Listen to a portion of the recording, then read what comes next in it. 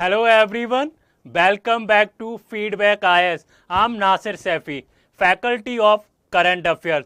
तो आपका जो द हिंदू का जो न्यूज़पेपर एनालिसिस हम कर रहे हैं उसमें आपका स्वागत है। आज का जो न्यूज़पेपर एनालिसिस है बहुत इंटरेस्टिंग होने वाला है। हमारी वीडियो को लास्ट तक देखिएगा क्योंकि अगर आपको यूपीएससी 2026 को क्लियर करना है तो करंट अफेयर्स का बहुत बड़ा रोल है। तो करंट अफेयर्स को बिल्कुल मत स्किप करिए। और हम जिस तरह से डेली द हिंदू का न्यूज़पेपर एनालिसिस ला रहे हैं, द हिंदू का जो न्यूज़पेपर एनालिसिस है काफ़ी कम टाइम में कवर कराते हैं जिससे आपका टाइम सेव हो सके और आप क्या कर सकें दोस्तों, आप जो है अपने स्टैटिक पार्ट को कवर कर सके, आप हिस्ट्री को कवर कर सके, आप पॉलिटी को कवर कर पाएँ, आप इन्वायरमेंट को कवर करें, आप इकोनॉमी पे अपना टाइम दे पाएँ।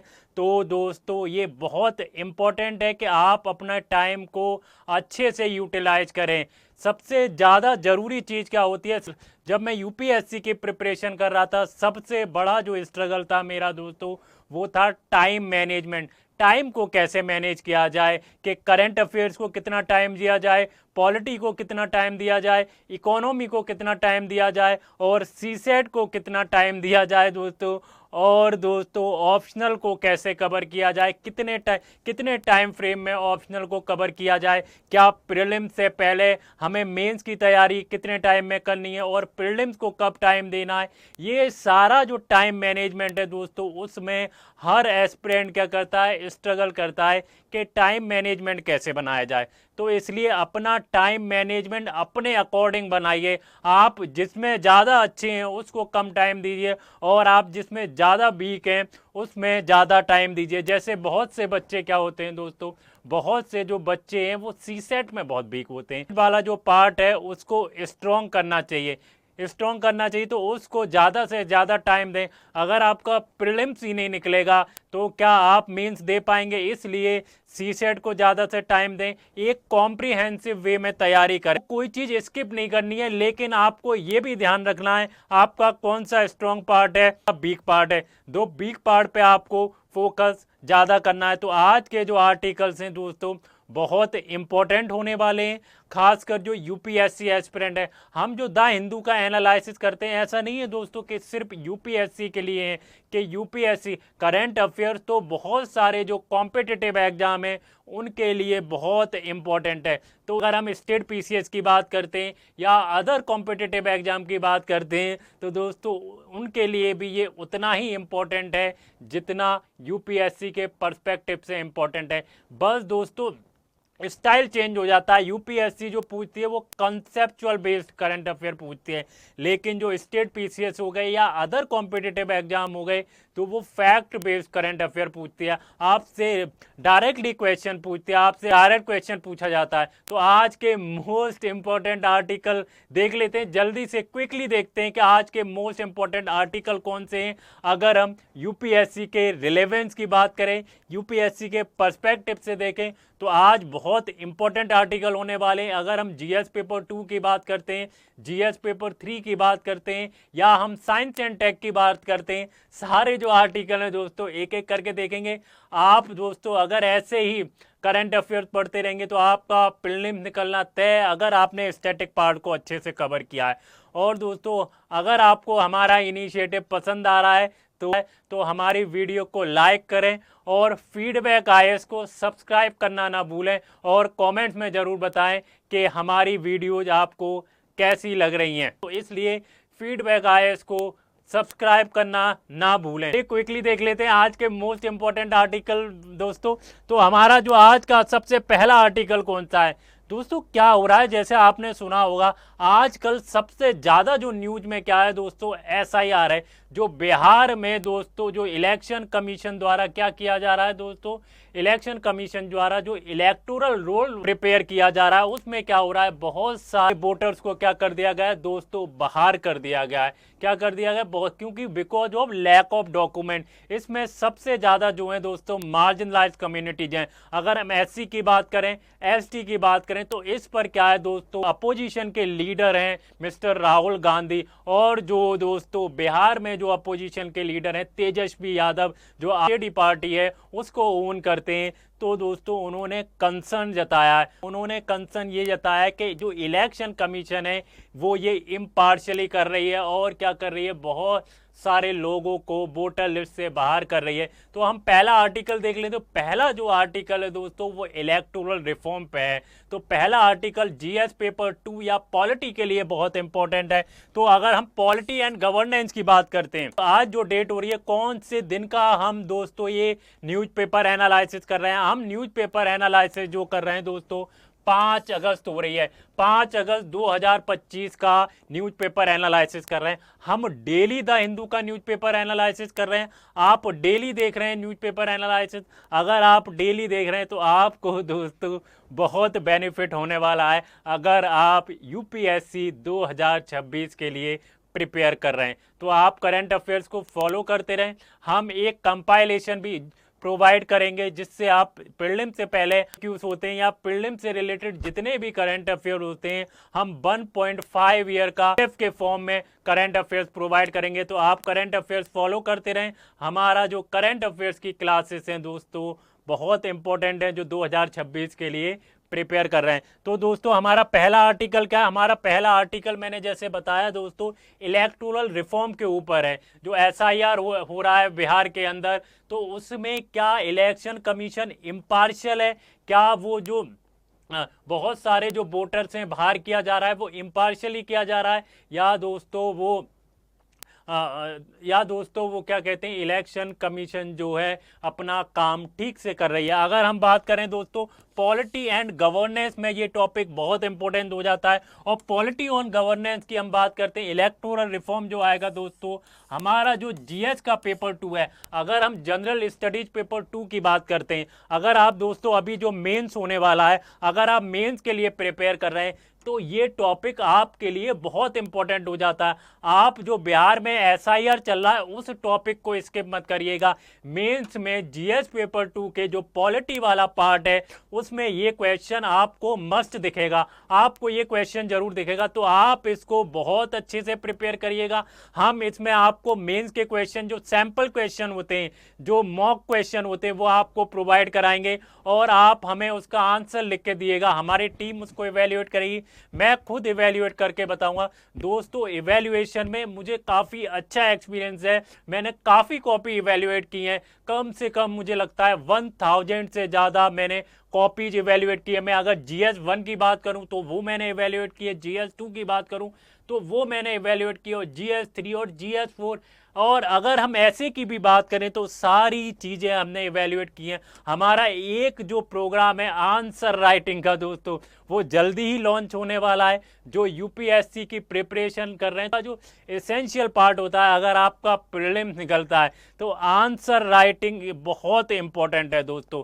तो आंसर राइटिंग को कभी स्किप मत कीजिएगा, आंसर राइटिंग बहुत इंपॉर्टेंट। तो हमारा जो अभी एक प्रोग्राम लॉन्च होने वाला है आंसर राइटिंग का, मैं उसको बताऊंगा, उसके फीचर्स क्या है और उसका फी स्ट्रक्चर क्या होगा, वो हमारी वेबसाइट जो feedbackias.com है ये उस पर लॉन्च होगा, लेकिन जल्दी लॉन्च होने वाला है। अभी उसकी प्रिपरेशन चल रही है। जैसे ही हमारी वेबसाइट रेडी हो जाती है, वो जो प्रोग्राम है वो आपके लिए, आप उस प्रोग्राम के जब फीचर देखेंगे तो दोस्तों आपको शॉक होगा कि कोई इतने अच्छे फीचर्स कैसे दे सकता है, और वो भी इतने कम पैसों में कैसे फीचर्स दे सकता है। तो जल्दी ही लॉन्च होने वाला है। आप फीडबैक आईएएस से जुड़े रहिए, stay tuned with feedback IAS. चलिए हम अपनी वीडियो की तरफ चलते हैं।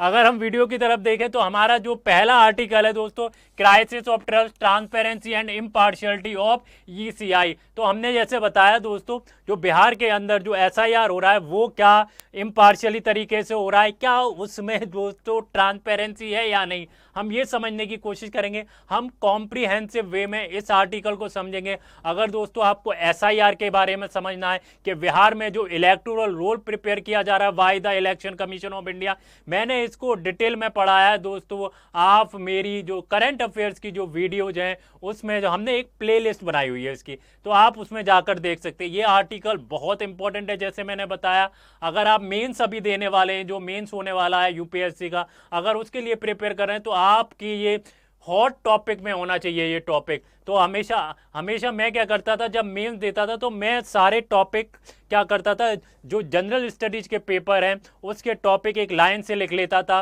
फिर उसको एक एक करके मैं दोस्तों प्रिपेयर करता था। तो ये तरीका है कि हम अपने टॉपिक को कैसे कवर करें। हम सारा सिलेबस तो कंप्लीट नहीं कर सकते, लेकिन जो मोस्ट इंपॉर्टेंट टॉपिक है हम उनको कवर कर सकते हैं। तो ये जीएस पेपर 2 के लिए हो जाएगा। अब नेक्स्ट आर्टिकल क्या है दोस्तों, हमारा नेक्स्ट आर्टिकल बहुत इंपॉर्टेंट है।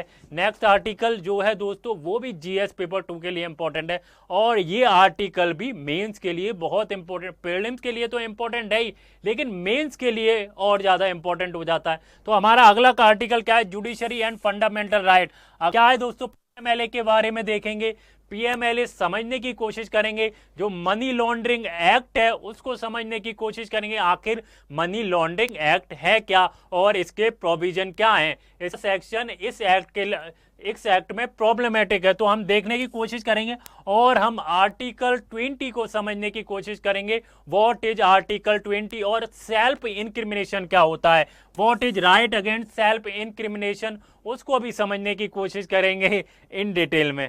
तो आप हमारी वीडियो के लास्ट तक बने रहिएगा। हमारी जो वीडियो है दोस्तों बहुत इंपॉर्टेंट होने वाली है और बहुत ज़्यादा इंटरेस्टिंग होने वाली है। अगर आपको लगता है कि हमारी क्लास बोरिंग है तो आप मुझे कमेंट में बताइए हमें ऐसा क्या करना चाहिए कि हमारी क्लास जो है इंटरेस्टिंग बने।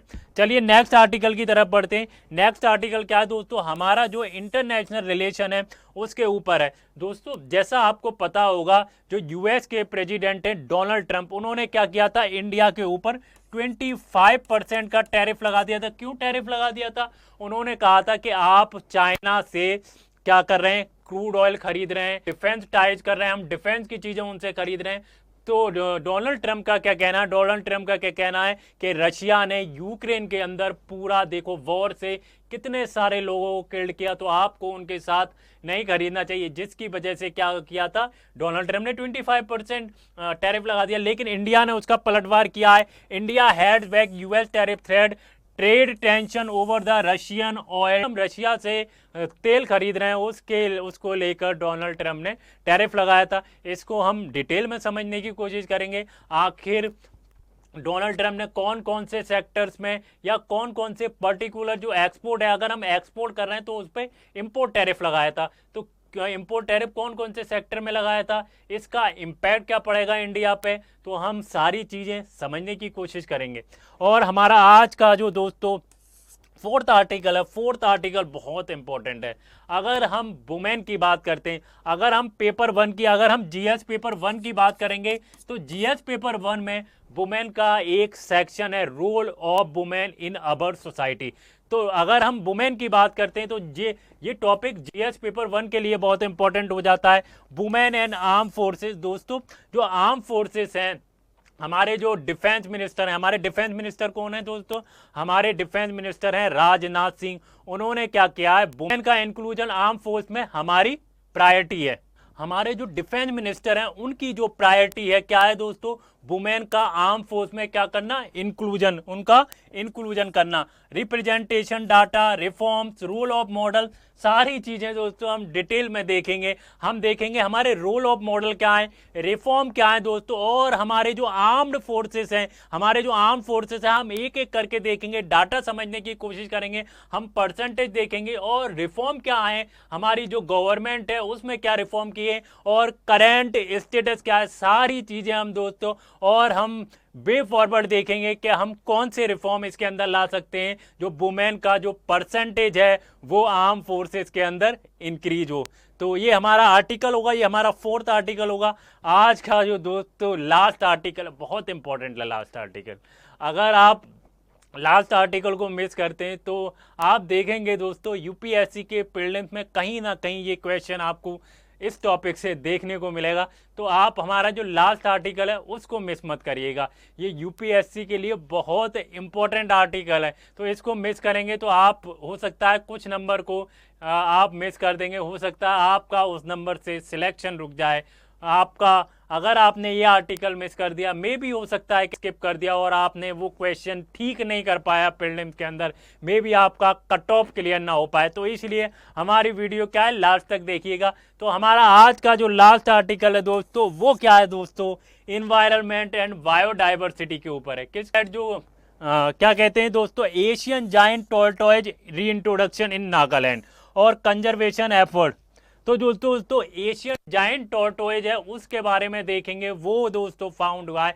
तो दोस्तों ये प्रीलिम्स के लिए बहुत इंपॉर्टेंट टॉपिक है। अगर हम इन्वायरमेंट की बात देखें तो आपने दोस्तों ट्रेंड देखा होगा, लास्ट के कुछ ईयर्स में आपने ट्रेंड देखा होगा, इन्वायरमेंट से यूपीएससी काफ़ी क्वेश्चन पूछते हैं, क्योंकि आपके दोस्तों फॉरेस्ट का भी एग्जाम होता है, तो इन्वायरमेंट से काफ़ी क्वेश्चन पूछे जाते हैं। जो सब्जेक्ट हैं दोस्तों वो आपका कट ऑफ पार करा सकते हैं, जैसे पॉलिटी हो गई, इन्वायरमेंट हो गई, हिस्ट्री हो गई। अगर दोस्तों आपको अगर आपने इनको अच्छे से प्रिपेयर कर लिया तो आप कट ऑफ के करीब जा सकते हैं। तो आपको सिलेक्शन करना पड़ेगा, आपको प्रिपेयर क्या करना है, आपका मजबूत, आपका जो स्ट्रॉन्ग पार्ट कौन सा है, आपको वो फाइंड करना पड़ेगा दोस्तों। आज के जो मोस्ट इंपॉर्टेंट आर्टिकल होने वाले हैं वो ये होने वाले हैं। चलिए आज के हम पहले आर्टिकल की तरफ बढ़ते हैं। What is the first article, today's newspaper 5 अगस्त 2025। तो आज का जो हमारा पहला आर्टिकल होने वाला है दोस्तों, आज का हमारा पहला आर्टिकल होने वाला है क्राइसिस ऑफ ट्रस्ट। आज का हमारा जो पहला आर्टिकल है दोस्तों, एक क्राइसिस ऑफ ट्रस्ट। अगर ये हम आर्टिकल देखें, वैसे तो दोस्तों ये एक एडिटोरियल है, लेकिन मैंने इसको एडिटोरियल को आपको ब्रीफ में समझाने की कोशिश करूंगा। ये बहुत इंपॉर्टेंट है, मेंस के पर्सपेक्टिव से बहुत इंपॉर्टेंट है। आपको पता होना चाहिए इलेक्शन कमीशन इंडिया का क्या रोल है, और दोस्तों क्या कहते हैं इलेक्टोरल में रिफॉर्म आने चाहिए। क्या दोस्तों जो सिलेक्शन है इलेक्शन कमीशन ऑफ इंडिया का, वो बाइज्ड है, वो एग्जीक्यूटिव किया जाता है, क्या वो बाइज्ड है जो सिलेक्शन किया जाता है, सारी चीज़ें हम समझने की कोशिश करेंगे। हम सबसे पहले कॉन्टेक्स्ट समझते हैं। आज का जो द हिंदू का न्यूज़पेपर है, उसमें कॉन्टेक्स्ट क्या है। जो हमारे अपोजिशन के लीडर हैं, कौन है दोस्तों, जो हमारे अपोजिशन के लीडर हैं राहुल गांधी, और बिहार में जो अपोजिशन के लीडर हैं तेजस्वी यादव, आरजेडी को ओन करते हैं। तो जो लालू प्रसाद यादव के क्या है बेटे हैं, तो उन्होंने क्या दोस्तों कंसर्न जताया, उन्होंने कहा है जो इलेक्शन कमीशन इंडिया जो बहुत सारे वोटर को डिस्क्रिपेंसी कर रही है या बहुत सारे वोटर्स को बाहर कर रही है, तो वो इम्पार्शियल तरीके से कर रही है, उसमें कोई भी ट्रांसपेरेंसी नहीं है। क्या है उसमें कोई, तो क्या है, the credibility of electoral democracy depends on the trust in the election commission of India. Election commission of India क्या एलिगेशन क्या रेज किए दोस्तों राहुल गांधी एंड तेजस्वी यादव अबाउट के impartially and voter list error. तो क्या वो इम्पार्शियली तरीके से बाहर किया जा रहा है, बाहर क्यों किया जा रहा है दोस्तों, जो इलेक्शन कमीशन ऑफ इंडिया कह रही है लैक ऑफ डॉक्यूमेंट। अब लैक ऑफ डॉक्यूमेंट, अगर आपके पास आधार कार्ड नहीं है, अगर आपके पास रेंट प्रूफ एड्रेस नहीं है, अगर आपके पास पैन कार्ड नहीं है, तो दोस्तों आपको वोटर लिस्ट से बाहर कर दिया जाएगा। जो रूल्स बनाए गए थे, अगर 2003 के अंदर जो रूल्स बनाए गए थे, अगर अगर 2003 के अंदर आपका रजिस्ट्रेशन नहीं है, तो आपको दोबारा से क्या करना पड़ेगा दोस्तों, आपको वेरीफाई कराना पड़ेगा। वेरीफाई कराने में अगर आपके पास डॉक्यूमेंट नहीं मिले तो आपको क्या कर दिया जाएगा, आपको वोटर लिस्ट से बाहर कर दिया जाएगा। तो राहुल गांधी और जो तेजस्वी यादव हैं, उन्होंने कहा इम्पार्शियलिटी है और ट्रांसपेरेंसी है जो इलेक्टोरल रोल प्रिपेयर किया जा रहा है इलेक्शन कमीशन ऑफ इंडिया के लिए। अब दोस्तों रोल क्या है, इलेक्शन कमीशन ऑफ इंडिया का रोल क्या है। अगर हम आर्टिकल 324 के बारे में बात करें, आर्टिकल 324 के बारे में बात करें, तो इलेक्शन कमीशन क्या करती है दोस्तों, इलेक्शन को डायरेक्शन देती है, सुप्रिटेंड करती है कि इलेक्शन जो होना चाहिए फ्री एंड फेयर इलेक्शन होना चाहिए। किस किस का इलेक्शन करा सकती है दोस्तों, पार्लियामेंट का इलेक्शन कराएगी, स्टेट लेजिस्लेचर का इलेक्शन कराएगी, वाइस प्रेसिडेंट का इलेक्शन कराएगी, और जो प्रेसिडेंट हैं उनका इलेक्शन करा सकती है। कौन दोस्तों, इलेक्शन कमीशन ऑफ इंडिया। जो इलेक्शन होना चाहिए फ्री एंड फेयर होना चाहिए, उसमें ट्रांसपेरेंसी होना चाहिए, वो इम्पार्शियल तरीके से नहीं होना चाहिए दोस्तों। तो इंडिया जो डेमोक्रेसी है, वाइब्रेंट डेमोक्रेसी है इंडिया, तो पब्लिक ट्रस्ट जो होता है, पब्लिक ट्रस्ट इंश्योर करता है कि जो आउटकम आता है, जो रिजल्ट आता है, उसको पीसफुली एक्सेप्ट किया जाए। अगर पब्लिक ट्रस्ट नहीं होगा, अगर मान लीजिए आपने इलेक्शन कंडक्ट कराया लेकिन पब्लिक को ट्रस्ट ही नहीं है कि इसमें जो दोस्तों क्या हुआ है, इसमें घपला हुआ है, या इसमें क्या हुआ है दोस्तों, इसमें चीटिंग हुई है, तो पब्लिक ट्रस्ट ही नहीं होगा, तो क्या होगा दोस्तों, फिर पब्लिक जो रिजल्ट होगा, पब्लिक उसको क्या कर देगी, नकार देगी। इसलिए इलेक्शन कमीशन ऑफ इंडिया को ये इंश्योर करना पड़ता है, पब्लिक ट्रस्ट को डेवलप करना पड़ता है कि जो इलेक्शन कमीशन ऑफ इंडिया कर रही है वो इम्पार्शियल तरीके से कर रही है, और उनके काम में क्या है, ट्रांसपेरेंसी है। उनको अपना जो कॉन्स्टिट्यूशन ने उनको काम प्रोवाइड किया, इलेक्शन कमीशन इंडिया का जो काम है सुप्रिटेंड करना, डायरेक्शन देना और कंडक्ट कराना इलेक्शन को, चाहे हम पार्लियामेंट की बात करें, चाहे हम स्टेट लेजिस्लेचर की बात करें, चाहे हम वाइस प्रेसिडेंट की बात करें, और चाहे दोस्तों हम किसकी बात करते हैं, प्रेसिडेंट की। तो फ्री एंड फेयर इलेक्शन होना चाहिए, इम्पार्शियलिटी नहीं होना चाहिए, जैसा कि राहुल गांधी और तेजस्वी यादव कह रहे हैं कि election commission of India impartial तरीके से, और दोस्तों उनके काम में जो कर रही है वो ट्रांसपेरेंसी नहीं है, जो वोटर्स को बाहर किया जा रहा है, या डिस्क्रिपेंसी है उनके काम में, और जो वोटर्स में एरर है दोस्तों।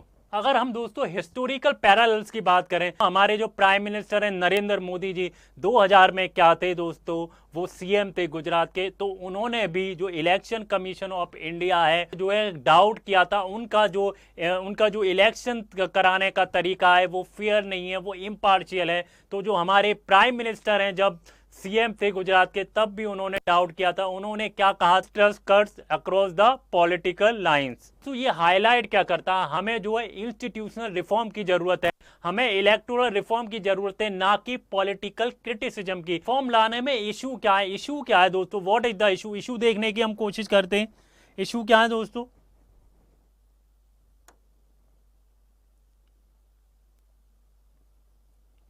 अगर हम इशू की बात करते हैं तो इशू क्या है, पहला जो इशू है दोस्तों, लैक ऑफ कॉलेंजम। सबसे पहला इशू कौन सा है दोस्तों,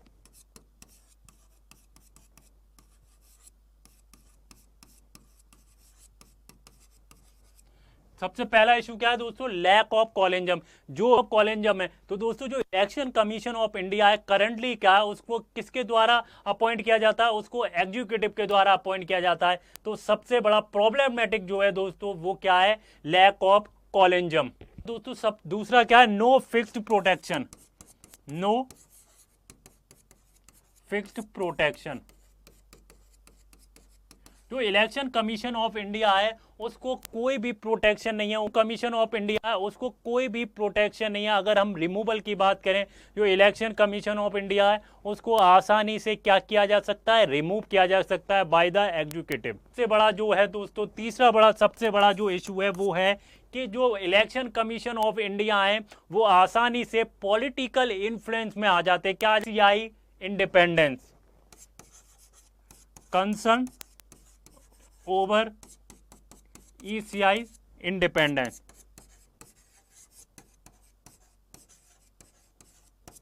तो क्या होता है, पॉलिटिकल इन्फ्लुएंस में आ जाते हैं। प्रीलिम्स के लिए कैसे इंपॉर्टेंट है दोस्तों, अगर हम प्रीलिम्स की बात करते हैं, ये टॉपिक प्रीलिम्स के लिए कैसे इंपॉर्टेंट है, अगर आप कॉन्स्टिट्यूशनल प्रोविजन देखेंगे, अगर आप आर्टिकल देखेंगे, आर्टिकल 324 से 329 तक जो आर्टिकल्स हैं ये यूपीएससी के प्रीलिम्स के लिए बहुत इंपॉर्टेंट हो जाते हैं। आपको जो इलेक्शन कमीशन ऑफ इंडिया उसका रोल पता होना चाहिए, और आपको आर्टिकल पता होना चाहिए 324 से 329। मैंने बताया दोस्तों ये मेंस के लिए बहुत इंपॉर्टेंट हो जाता है। अगर हम इलेक्टोरल रिफॉर्म की बात करते हैं, हम रोल ऑफ इलेक्शन कमीशन की इंडिया की बात करते हैं, और इसमें क्या रिफॉर्म लाए जा सकते हैं इसकी बात करते हैं, इस पर एक मेंस का क्वेश्चन बन सकता है, तो मेंस के लिए बहुत इंपॉर्टेंट हो जाता है। Former chief election commission of India थे, उन्होंने एक बात कही थी, election are not just counting votes but about ensuring the integrity of democracy. अब चलिए ये नेक्स्ट आर्टिकल की तरफ बढ़ते हैं। हमारा नेक्स्ट आर्टिकल क्या है दोस्तों,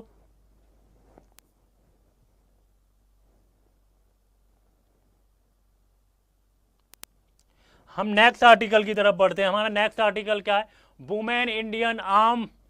नेक्स्ट आर्टिकल क्या है दोस्तों, women Indian arm forces current status and government effort. तो दोस्तों वुमेन का जो इंक्लूजन है आर्म फोर्सेस में, हम वो देखने की कोशिश करेंगे, हम डिटेल में देखेंगे आखिर वुमेन का जो स्टेटस क्या है, करंट स्टेटस क्या है, कितनी परसेंटेज वुमेन इसमें इंक्लूड है। अगर हम दोस्तों आर्म फोर्सेस की बात करते हैं तो हमारा आर्म फोर्सेस की बात करते हैं जो हमारे डिफेंस मिनिस्टर है, हमारे डिफेंस मिनिस्टर कौन है दोस्तों, जो हमारे डिफेंस मिनिस्टर हैं वो है राजनाथ सिंह जी। तो वुमेन का इंक्लूजन है आर्म फोर्सेस में, उनकी क्या है, टॉप प्रायोरिटी है। तो women inclusion in arm force is top priority किसने कहा दोस्तों, जो डिफेंस मिनिस्टर हैं राजनाथ सिंह। कहाँ कहा है दोस्तों, जो पार्लियामेंट्री कंसल्टेटिव कमेटी है की मीटिंग है ऑन डिफेंस, उसमें कहा है। तो हमारे डिफेंस मिनिस्टर की क्या है दोस्तों, ये एक टॉप प्रायोरिटी है कि वुमेन का इंक्लूजन हो आर्म फोर्स में। आगे बढ़े,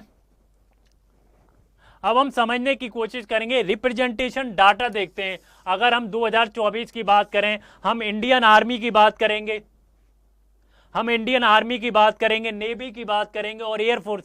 हम इंडियन आर्मी की बात करेंगे, नेवी की बात करेंगे और एयरफोर्स की बात करेंगे कि वुमेन का कितना परसेंटेज है। देखेंगे दोस्तों वुमेन कितनी परसेंटेज है और टोटल वुमेन पर्सनल कितनी है और 2005 में इसका नंबर कितना था। तो सारी चीज़ें हम देखेंगे डिटेल में। भी हम देखते हैं इंडियन आर्मी की बात करते हैं, तो इंडियन आर्मी में वुमेन का कितना परसेंटेज है दोस्तों, आप मुझे कमेंट्स में बताइए कितना परसेंटेज है। अगर वुमेन की बात करते हैं दोस्तों 6.85% था और टोटल वुमेन पर्सनल कितनी है दोस्तों 1735 और 2005 में नंबर कितना था दोस्तों, 2005 में था 767। अभी कितना है दोस्तों, अभी कितना है 1735। अगर हम इंडियन नेवी की बात करते हैं, इंडियन नेवी कितना है 6% है और टोटल वुमेन पर्सनल कितनी है दोस्तों 674 है और दोस्तों 2005 में इनका नंबर 154 था। और एयरफोर्स की बात करें, एयरफोर्स में सबसे ज़्यादा है 13.4%, कितना 30.4% और 1614 वुमेन है और 2005 में इनका जो नंबर था दोस्तों वो 574 था। चलिए आगे बढ़ें, और study growth in the number since 2005, जो 2005 के बाद जो वुमेन का इंक्लूजन है आर्म फोर्स में दोस्तों, उसकी जो ग्रोथ हुई है बहुत स्टडी हुई है, बहुत तेजी से हुई है, बहुत रैपिडली जो हुई है उसकी ग्रोथ हुई है। अगर हम 2005 की बात करें women inclusion in arm forces. अब हम ब्रांच वाइज अपॉर्चुनिटी देखते हैं। अगर हम ब्रांच वाइज अपॉर्चुनिटी देखें वुमेन का, तो उसमें हमें पता चलेगा कि आखिर कितनी रैपिडली जो है राइज हुआ है, कितनी रैपिडली ग्रोथ हुई है। अगर हम आर्मी की बात करें 12 branches open women including the combat role. तो दोस्तों 12 ब्रांचेज तो ओपन कर दी, लेकिन इसमें सबसे जरूरी चीज क्या है, जो कॉम्बैट रोल्स हैं, जो लड़ने वाला जो रोल्स है दोस्तों, उसमें भी क्या है वुमेन को इंक्लूड किया गया है। अगर हम दोस्तों नेवी की बात करें तो सारी नेवी में सबसे इंपॉर्टेंट क्या है दोस्तों, नेवी में सारी जो ब्रांचेज हैं वो क्या कर दिए, वुमेन को क्या कर दिए, वुमेन के लिए ओपन कर दिए। लेकिन एक एक्सेप्ट अगर हम बात करें, अगर ये क्वेश्चन आपके प्रीलिम्स में आ जाए कि प्रीलिम्स में एक स्टेटमेंट दी जाए कि जो वुमेन के लिए जो है सारी ब्रांचेज वो ओपन कर दी गई हैं, लेकिन दोस्तों ऐसा नहीं है। अगर हम सबमरीन की बात करें, अगर सबमरीन को छोड़ दें तो नेवी में सारी ब्रांचेज वुमेन के लिए ओपन कर दी हैं। अगर हम एयरफोर्स की बात करें दोस्तों, तो एयरफोर्स में क्या किया है, जो सारी ब्रांचेज हैं, all the branches are open for women inclusion, all branches are open to women officer. तो सबसे इंपॉर्टेंट क्या है दोस्तों, एयरफोर्स में सारी ब्रांचेज वुमेन के लिए ओपन है। चलिए आगे बढ़ते हैं और समझने की कोशिश करते हैं ट्रेनिंग एंड एंट्री स्कीम क्या है दोस्तों, और ट्रेनिंग और एंट्री स्कीम को समझने की कोशिश करते हैं। आखिर वुमेन के लिए कौन सी ट्रेनिंग है, गवर्नमेंट ने कौन सी स्कीम चलाई है, ये समझने की कोशिश करें। अगर हम दोस्तों most defence academics and training institution are now open women, और दोस्तों women can join technical and non technical role through the various entry scheme. अगर हम एसएससी की बात करें, एनडीए की बात करें और सीडीएस की बात करें, एसएससी के थ्रू इंक्लूजन हो सकता है, एनडीए के थ्रू इंक्लूजन होता है और सीडीए के थ्रू इंक्लूजन होता है। तो ये स्कीम चलाई है गवर्नमेंट ने वुमेन के लिए, और बहुत सारे जो ट्रेनिंग है दोस्तों एकेडमिक्स एंड ट्रेनिंग इंस्टीट्यूट जो है वो वुमेन के लिए खोल दिए हैं, वो वुमेन के लिए ओपन है। अगर हम आगे बढ़ें और आगे देखें रोल मॉडल्स क्या हैं दोस्तों, आपने देखा होगा अभी सिंदूर ऑपरेशन हुआ, पहलगाम के बाद इंडिया ने क्या किया, इंडिया ने स्ट्राइक की पाकिस्तान के ऊपर। तो सबसे बड़ा रोल किसका था दोस्तों, सबसे बड़ा 2 वुमेन थी। आपको दोस्तों पता होगा कि लोग गांव में क्या कहते हैं, लोग गांव में ये कहते हैं कि जो वुमेन का जो काम है वो कुक करना है, लेकिन 2 वुमेन ने क्या कर दिया, पूरे पाकिस्तान को कुक कर दिया। कहा जाता है कि जो औरतों का काम है या वुमेन का काम है घर में खाना बनाना है, कुक करना है, लेकिन 2 वुमेन ने क्या किया, पूरे पाकिस्तान को कुक कर दिया। कौन कौन सी थी? तो कर्नल सोफिया कुरैशी आर्मी ने क्या किया था, ऑपरेशन सिंदूर को इन्होंने लीड किया। जो ऑपरेशन सिंदूर था उन्होंने इसको क्या किया दोस्तों, इन्होंने पूरा ऑपरेशन सिंदूर इन्हीं के कंधों पे था, इन्होंने ही लीड किया, इन्होंने ही चलाया ऑपरेशन सिंदूर की। अगर हम दोस्तों ब्रिगेडियर कर्नल भूमिका सिंह की बात करें तो उन्होंने क्या इंस्पिरेशनल फिगर हैं for aspiring the women candidate. Inspirational क्या है, फिगर है। तो दोस्तों जैसे मैंने बताया कि पूरे पाकिस्तान को कुक कर दिया कर्नल सोफिया कुरैशी, तो ये रोल मॉडल है। अगर हम बात करेंगे ऐसे रोल मॉडल की सोफिया कुरैशी की तरह। आगे बढ़े, अब फ्यूचर आउटलुक क्या है दोस्तों, अगर हम जैसे दोस्तों क्या हो रहा है, स्टडी क्या है, ग्रोथ हो रही है जो वुमेन इंक्लूजन की इन आर्म फोर्स में। अब फॉरवर्ड क्या है, हम और क्या कर सकते हैं कि वुमेन का ज़्यादा से ज़्यादा इंक्लूजन हो। अभी कितना है दोस्तों, 6% है, 30% है। अगर हम एयरफोर्स की बात करें तो एयरफोर्स में सबसे ज़्यादा 30% है, और अगर हम नेवी की बात करें या आर्म फोर्स की बात करें, नेवी की बात करें या आर्म फोर्स की, तो उसमें क्या है 6% है। तो हम इसका जो ग्रोथ तो स्टडी हो रही है, और दोस्तों हम इसको तेजी से कैसे बढ़ा सकते हैं, तो जेंडर न्यूट्रलिटी होनी चाहिए एक्टिवली अडॉप्टेड। जब भी कोई भी सिलेक्शन होना चाहिए दोस्तों वो जेंडर न्यूट्रल होना चाहिए। ऐसा नहीं है सिलेक्शन हो रहा है कि मेल को ज़्यादा प्रायोरिटी दी जाएगी और जो फीमेल है उसको प्रायोरिटी नहीं दी जाएगी। तो जेंडर न्यूट्रलिटी होना बहुत ज़रूरी है किसी भी सिलेक्शन में, इम्पार्शियलिटी नहीं होनी चाहिए दोस्तों। और more branches and roles to be the open for women in the coming year.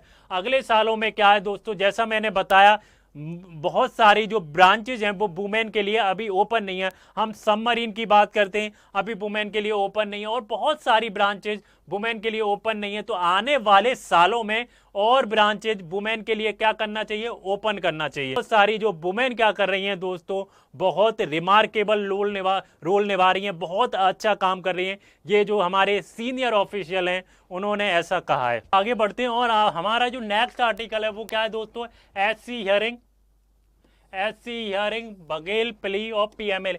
तो दोस्तों जो कांग्रेस के जो सीनियर लीडर हैं उन्होंने क्या किया है, जो प्रिवेंशन मनी लॉन्ड्रिंग एक्ट है 2002, prevention of money laundering act है 2002, उसके जो सर्टेन प्रोविजन है उनको चैलेंज किया है। उन्होंने कहा है जो ये प्रोविजन है वो क्या है, अनकॉन्स्टिट्यूशनल है, वो अनकॉन्स्टिट्यूशनल है। जो हमारा फंडामेंटल राइट है, आर्टिकल 20 की बात करते हैं, सेल्फ इंक्रिमिनेशन की बात करते हैं, उसको वायलेट करता है। तो दोस्तों हम समझते हैं कि क्या कहते हैं, कौन कौन से जो सेक्शन है जो पीएमएलए एक्ट जो 2002 का है उसमें कौन से सेक्शन है जो अनकॉन्स्टिट्यूशनल है। भूपेश बघेल जी हैं, उन्होंने उसको चैलेंज किया है सुप्रीम कोर्ट ने। क्या सुप्रीम कोर्ट एग्री हो गई है, क्या एग्जामाइन करेगी उन जो एक्ट के अंदर जो सर्टेन प्रोविजन है कॉन्स्टिट्यूशनल कह रहे हैं, कौन, भूपेश बघेल जी। तो पहला क्या है दोस्तों, Congress leader Bhupesh Baghel challenge the section 50 and section 63। हम समझने की कोशिश करेंगे दोस्तों सेक्शन 50 क्या है और सेक्शन 63 क्या है,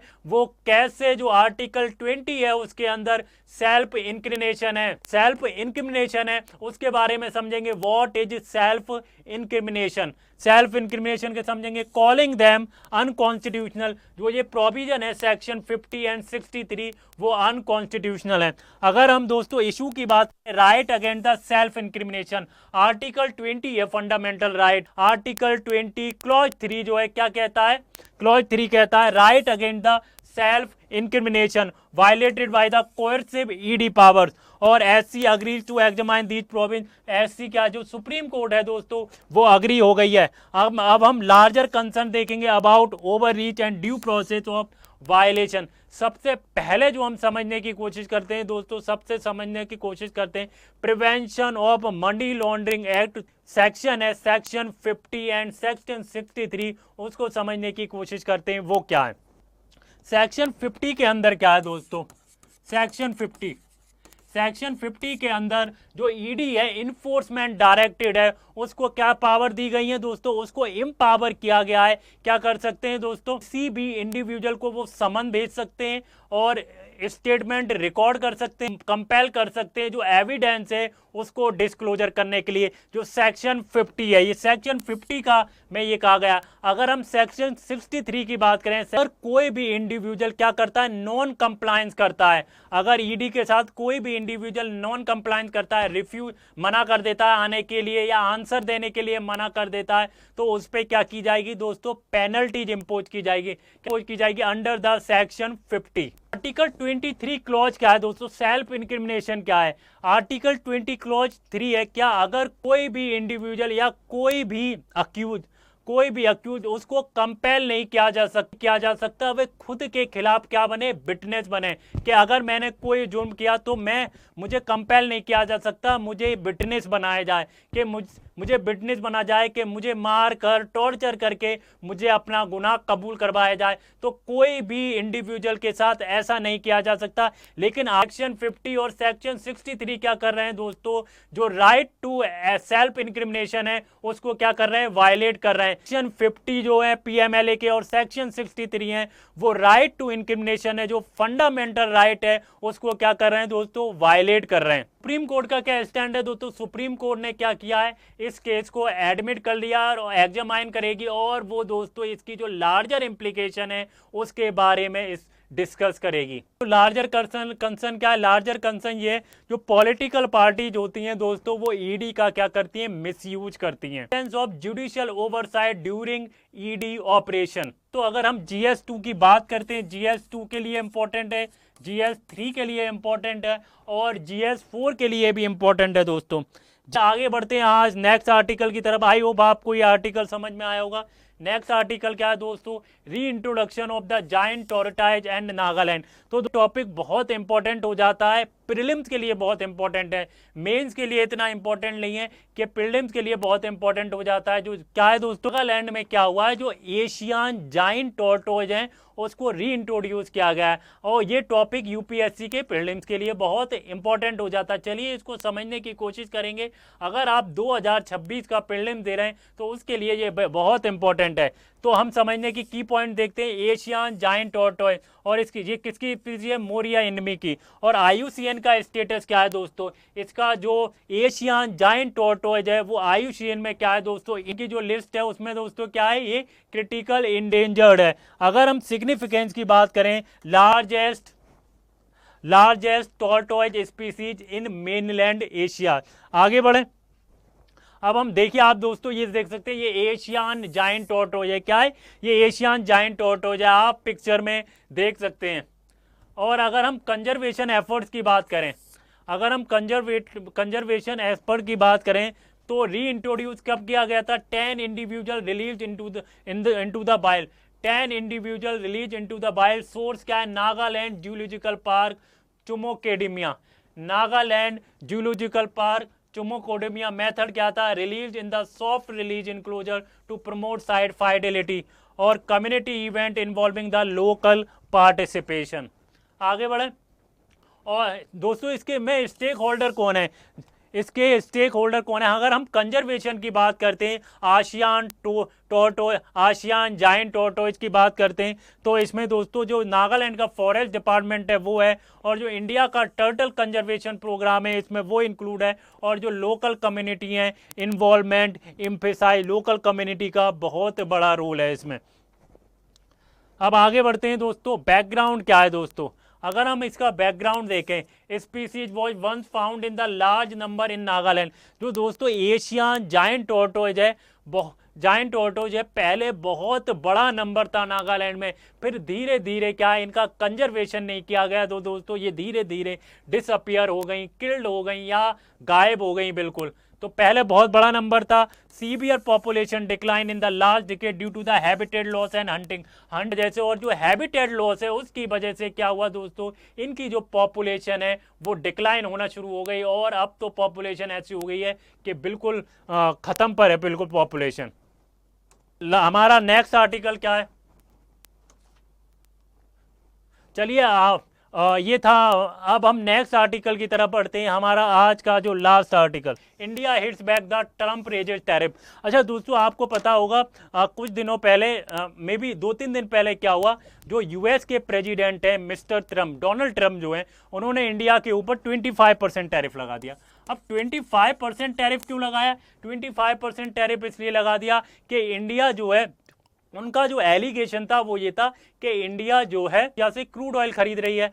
क्रूड ऑयल क्यों खरीद रही है रशिया से? इंडिया रशिया से क्रूड ऑयल खरीद रही है, उनका एलिगेशन था कि यूक्रेन के अंदर रशिया ने कितनी तबाही मचाई, कितने लोगों को मार दिया, लेकिन रशिया से फिर भी इंडिया क्या कर रही है? क्रूड ऑयल खरीद रही है, ऑयल खरीद रही है।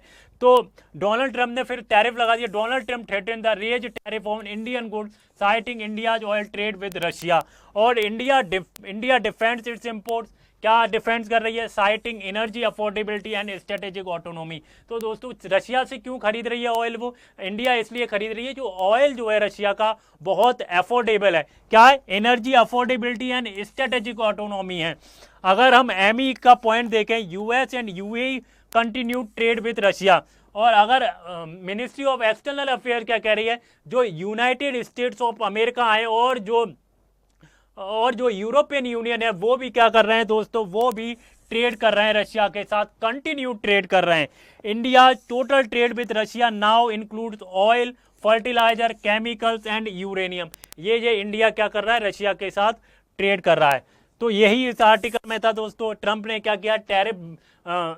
टैरिफ लगाने की धमकी दे रहा है अगर वो रशिया के साथ इंडिया ने ट्रेड को रोका नहीं, या जो ऑयल खरीद रहा है या फर्टिलाइजर में या केमिकल्स में जो भी बायलेटरल ट्रेड हो रहे हैं, अगर इंडिया ने उसको स्टॉप नहीं किया तो क्या करेगा? और टैरिफ लगाएगा। लेकिन इंडिया ने उसका क्या किया? उसका बहुत अच्छे से रिप्लाई किया है। क्या किया? बहुत अच्छे से हिट बैक किया है इंडिया ने डोनाल्ड ट्रंप को। तो इंडिया भी पीछे हटने वालों में से नहीं है दोस्तों। डोनाल्ड ट्रंप को बहुत अच्छे से जवाब दिया है इंडिया ने। तो इस आर्टिकल में बस ये था। इम्पोर्टेंट है आर्टिकल। मैंने टैरिफ के बारे में बताने की कोशिश की कि कितना टैरिफ लगाए, 25% टैरिफ लगाए। तो ये आर्टिकल था दोस्तों।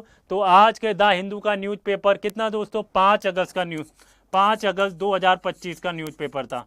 तो मैंने समझाने की कोशिश की है। अगर दोस्तों आपको हमारा वीडियो पसंद आया हो तो प्लीज़ इसे लाइक करें, शेयर करें और कमेंट में ज़रूर बताएं हमारी वीडियो कैसा लग रही है। अगर आप इसमें कुछ चेंज चाहते हैं तो आप अपने कमेंट्स में राय दें कि हम इसमें क्या चेंज ला सकते हैं, कैसे करंट अफेयर्स को बहुत इंटरेस्टिंग बना सकते हैं। और ये जो वीडियो है दोस्तों, वो आपके लिए, आप जैसा राय देंगे हम वैसा करने की कोशिश करेंगे।